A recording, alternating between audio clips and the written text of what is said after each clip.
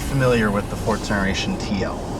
I mean, this car's been out since '09. It had a reputation for having the famed Acura beak on the front end. However, today I have a real treat for you guys. I'm going to show you the TL that you really don't get to see very often. This is a 2010 TL super handling all-wheel drive with the 6-speed manual transmission. And I'm driving this car courtesy of one of my actual friend of a friend's, my friend Jason, who's got a blog you can read up on that is similar to Tyson's, and you kind of can follow the travels that he does on this car.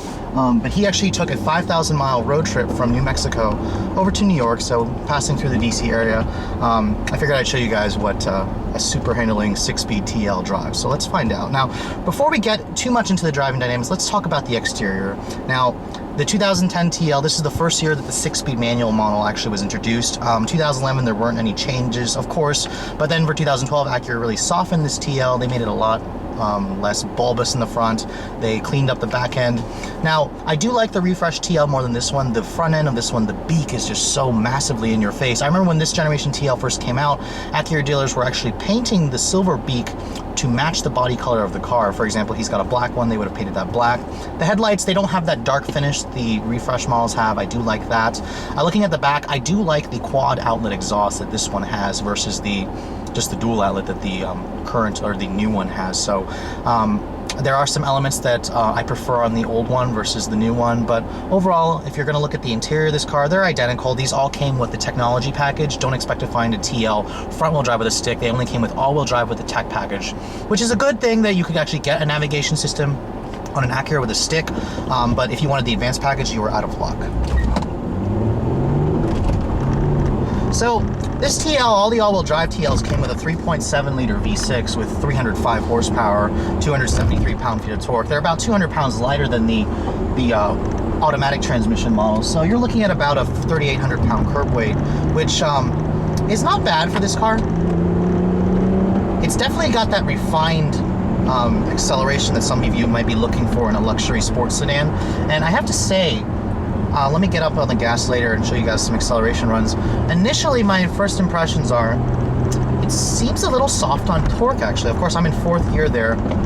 The clutch also is definitely different than or at least the RLX that I drive with a manual. It's a little bit heavier. The engagement point is kind of right in the middle of the travel, so it's something you have to get used to. And then the 6-speed has a very manly, clunkety shift action. It's not as snickety-snick as the one in my RLX, for example, or an SI.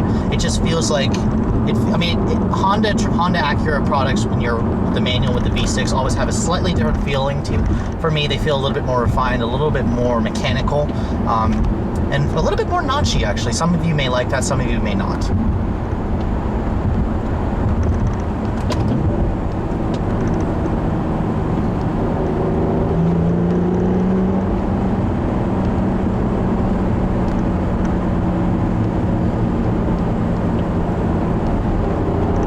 One thing I really like about this TL is the ride quality. This one's got the 18-inch alloy wheels as opposed to the optional 19s, and I do feel the ride quality is a little bit softer. That's something that's pretty important for luxury buyers. The quietness in there is also pretty good.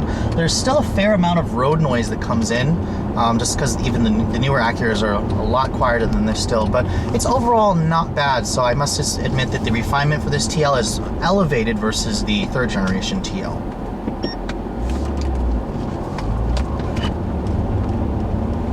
Sucks.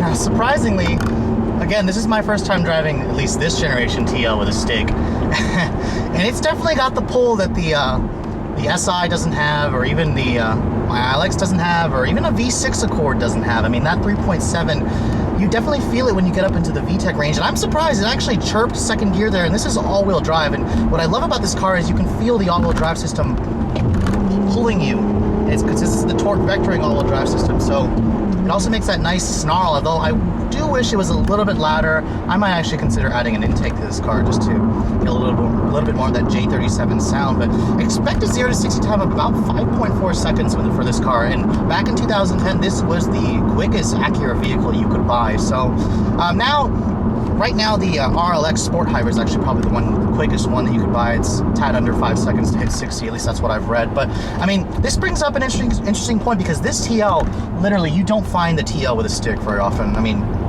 Acura isn't even offering it on the next generation TLX, which I really hope they do, because this is pretty badass. And I have to say that this would, it's a really nice sleeper sedan. The 6-speed, it feels like Acura Honda, just a little bit different. But I'm really liking it. I think this is a phenomenal driving car with a manual. It really wakes up the TL, as opposed to, especially if you guys looked for the 5-speed automatic ones, you can definitely feel that they are significantly slower than the manual. And the best thing about getting a vehicle of this nature, like a mid-size, luxury sedan, even though this is a manual transmission, is when you're driving the vehicle normally, it's very, very refined. I mean, when you're not getting on the gas, hitting that VTEC, it's a very comfortable, refined, quiet luxury sedan. The ride's good, the visibility is good in here, the seats are comfortable, the interior is quiet, the materials are good. I mean, this one has the tech package. I mean, by now this is pretty dated, and of course the button crazy center stack here still isn't to my liking. But if you guys are going to look for something like this in the used car market, or if you're going to purchase one of the last 14 TLs with a stick, I do still highly recommend this car, as Acura is heavily discounting the TL to make room for the TLX, which should be hitting showrooms later this summer. But anyways, hope you guys have enjoyed my overview, or probably my last overview video that I'm going to show you of a TL, of this generation TL. So make sure, again, if you guys are looking for something like this with a manual transmission, pick up the 14 while you can, since they are not bringing a manual transmission TLX when that comes out. Thanks so much for watching, guys. I'll catch you all later.